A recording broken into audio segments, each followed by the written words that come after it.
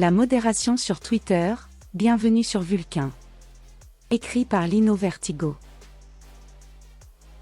Dimanche 23 juillet 2023, je me réveille après une soirée passée avec mes amis, le sommeil a été lourd, j'ai du mal à émerger. Machinalement, je prends mon téléphone et cherche à me connecter sur mes différents réseaux sociaux. C'est mon premier réflexe, ma première action de la journée, c'est systématique, certains prennent une douche, d'autres se font un café, moi, je vais sur Instagram et Twitter. Je ne suis qu'un homme de mon époque, et je pense que je ne suis pas le seul à faire de même, en tout cas, c'est ce que je me dis pour me rassurer. Mais ce dimanche matin, tout ne se passe pas comme prévu. Je suis banni de Twitter. What the fuck? C'est le genre de mauvaise surprise qui vous cueille au pied du lit et qui vous fait immédiatement comprendre que vous allez passer une journée de merde. Je suis un peu confus au départ, j'essaie de comprendre si ce n'est pas un bug ou si décidément je ne suis vraiment pas bien réveillé et que je comprends mal ce qui s'affiche sur mon téléphone. Mais non, pas de doute, mon compte est suspendu. Je peux toujours y accéder, mais je ne peux plus rien faire, je ne peux plus interagir, je ne vois plus qui est abonné à mon compte et à qui je suis abonné, ni continuer à échanger en privé avec les autres tweetos. C'est vraiment pas de bol, car d'ici quelques jours, il y a un space Twitter important prévu avec Rage, et j'ai pris la peine de lire le livre bien compliqué au centre du space pour poser des questions. Et puis, je suis attaché à mon compte, j'avais réussi à atteindre le nombre phénoménal de 350 followers que j'avais patiemment récolté au cours des 2 dernières années. J'avais même souscrit très rapidement à Twitter Blue pour soutenir, au moins symboliquement, l'aventure d'Elon Musk en attendant, tel un giga-chat prométhéen californien, d'acheter ma Tesla Model S version plaid capable de passer de 0 à 100 en moins de 2,1 secondes. Sa vitesse de pointe de 322 km/h me semble suffisante pour arpenter la petite route périurbaine limitée à 50 km/h et pleine de bouchons que je prends chaque matin pendant 15 minutes pour arriver au boulot.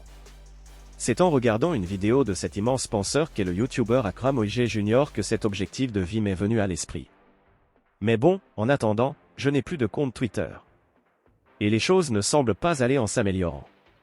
En effet, les jours suivant ma mise au ban de la société numérique, 2 autres structures avec qui je travaille sont elles aussi bannies.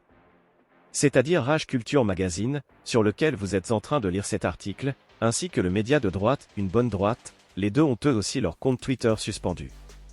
Naturellement, je pense à un complot du Mossad. Mais je préfère ne pas en dire plus pour ne pas éveiller les soupçons, et puis je redescends sur Terre et je me souviens qu'un autre tweetos que j'apprécie, Hassen du Cercle Cobalt, a lui aussi vu son compte suspendu, mais également le compte même libertarien. C'est comme si Elon avait décidé de décimer son fan club de sa plateforme. Mais quel ingrat ce mec! Je reprends mes esprits et commence à mener l'enquête. Je suis obligé de retrouver l'obscure adresse mail avec laquelle j'ai lié mon compte Twitter. Je perds 1 heure à la récupérer et retrouver le NDP, qui était périmé et qui m'oblige à en créer un autre en profitant d'une adresse mail de secours que j'avais elle aussi oubliée. Bref, comme vous pouvez le deviner, je passe un super dimanche matin. J'arrive enfin à ouvrir cette maudite boîte mail, et je découvre enfin l'étendue du problème. Et évidemment, c'est la faute à Rousseau. Oui, Sandrine Rousseau, c'est sous un tweet la concernant que s'est noué le drame de ma destinée twitterienne. Me voilà qui trébuche à cause de la plus grosse pourvoyeuse de fake news du pays, qui, entre 2 manifestations appelant à la mort des policiers, essaie de se défendre d'une manière aussi malhonnête que ridicule des accusations de fraude électorale qui pèsent sur elle. La bougresse, qui elle n'est jamais inquiétée de censure sur Twitter malgré la montagne de fake news qu'elle nous inflige, s'est en effet fait élire comme députée dans la circonscription du 13e arrondissement de Paris dont elle ne faisait pas partie. En même temps, elle a raison, moi aussi, j'aimerais bien me faire élire député de Tahiti en habitant en Provence, je suis sûr que ça donne des avantages. Peut-être pensait-elle avoir des ristournes sur le PHO et autres bobunes du restaurant Le Piment d'Or, 11 avenue d'Ivry, Paris 13e. Mais visiblement, tout cela, c'est illégal. Dans un tweet vidéo, elle explique donc, il était prévu que j'habite véritablement dans cet appart, les plans ont changé. Face à une réponse aussi brillante, je réponds moi-même en commentaire, de manière ouvertement ironique, il était prévu que je ne tue pas cette personne, mais désolé, les plans ont changé. Que ai-je fait? J'ai utilisé du second degré, quelle erreur de base. N'importe quel humain avec plus de 80 points de QI comprend immédiatement que j'ai fait le parallèle avec un projet criminel imaginaire. Quand je dis cette personne, c'est une personne hypothétique. Il ne s'agit d'aucune personne en particulier, et certainement pas de la députée Rousseau. Si j'avais écrit une personne au lieu de cette personne, cela aurait peut-être été moins compliqué pour le robot de comprendre. J'admets que le message décontextualisé peut sembler abrupt, mais quand il est placé sur le tweet initial, c'est parfaitement évident. Parfaitement évident sauf pour Twitter et ses bots, qui m'ont bloqué pour une infraction à nos règles relatives au discours violent. Carrément. Votre vie sur Twitter ne tient qu'à un fil.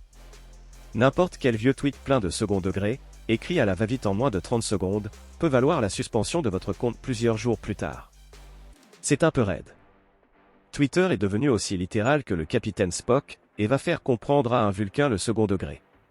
Tout le monde sait que c'est impossible. Heureusement, il y a possibilité de faire appel, ce que je fais. Je suis débouté au bout de 15 minutes, c'est incroyablement efficace, mais mon petit doigt me dit que ce n'est pas un humain qui a traité ma demande. Heureusement, il est possible de faire ce genre de demande en boucle autant de fois qu'il est nécessaire ou que vous en avez la patience. Selon la légende, une fois toutes les 639 398 304 937 tentatives, vous avez la chance de tomber sur un modérateur humain et non un robot vulcain. C'est le mec du média, une bonne droite, qui me l'a dit. Lui, il a récupéré son compte Twitter au bout d'une semaine, ce qu'il dit doit être vrai, j'imagine.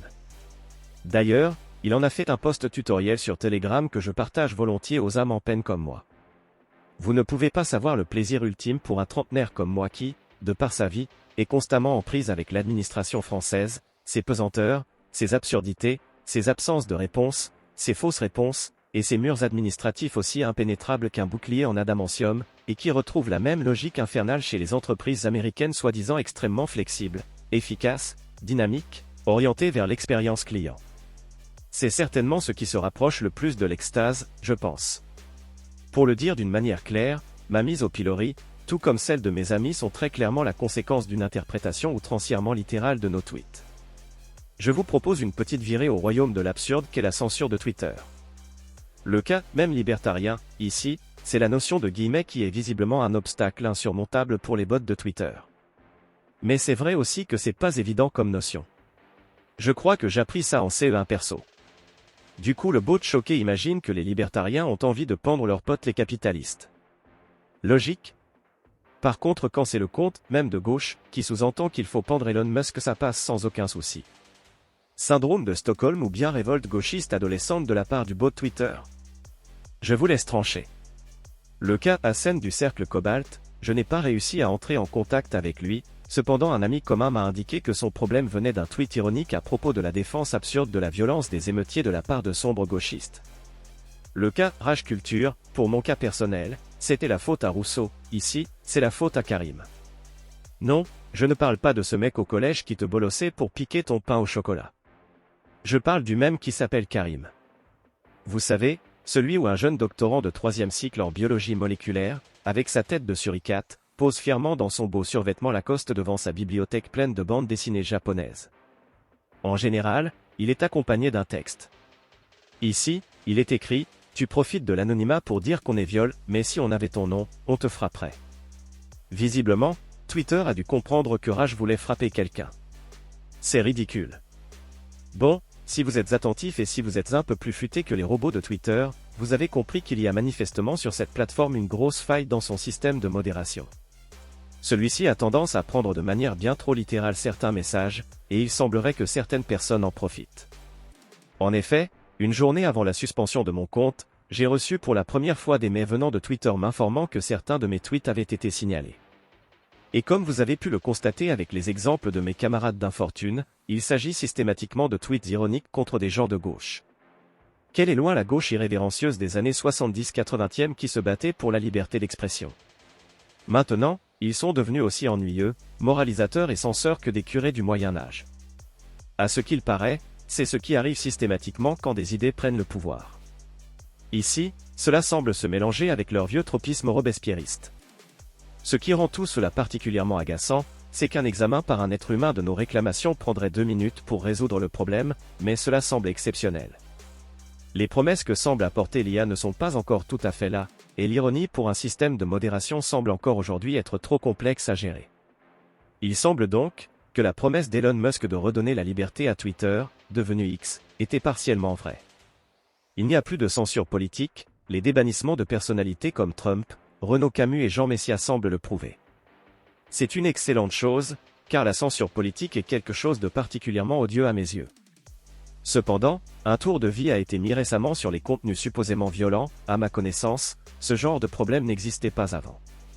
En vérité, cela ne me dérange pas et je trouve ça plutôt sain. Encore faut-il être en mesure de pouvoir discriminer efficacement les messages réellement porteurs de violence, au lieu de faire la stratégie du tapis de bombe Vulcain sans aucun second degré, qui détruit des comptes innocents tout en épargnant des gros comptes réellement toxiques comme cette maudite Sandrine Rousseau. Difficile de s'investir sur ce genre de plateforme je trouve, si ce type de problème n'est pas corrigé rapidement. Prenez garde à présent quand vous faites du second degré, de l'ironie ou du sarcasme, sur Twitter. Partagez, s'il vous plaît, mon histoire et celle de mes camarades naufragés de Twitter, Rage Culture, même libertariens, Hassen du Cercle Cobalt et les autres. J'ai moi-même essayé de demander directement de l'aide au Big Boss, mais il a ignoré le gueux du web que je suis. Sinon j'ai un compte Twitter de secours, vous pouvez vous y abonner, ce serait gentil, émoticône, sourire, vous pouvez également faire de même avec le compte de Rage Culture, même libertarien et d'Hassen du Cercle Cobalt. Merci pour votre lecture, moi je retourne générer en masse des messages de demande de débannissement par ChatGPT 4 pour Twitter. Je suis à la 23e demande. Je garde espoir. Dernière nouvelle, visiblement le compte de Rage Culture est sorti des limbes de Twitter. Cela donne de l'espoir. Je suis à la 27e tentative.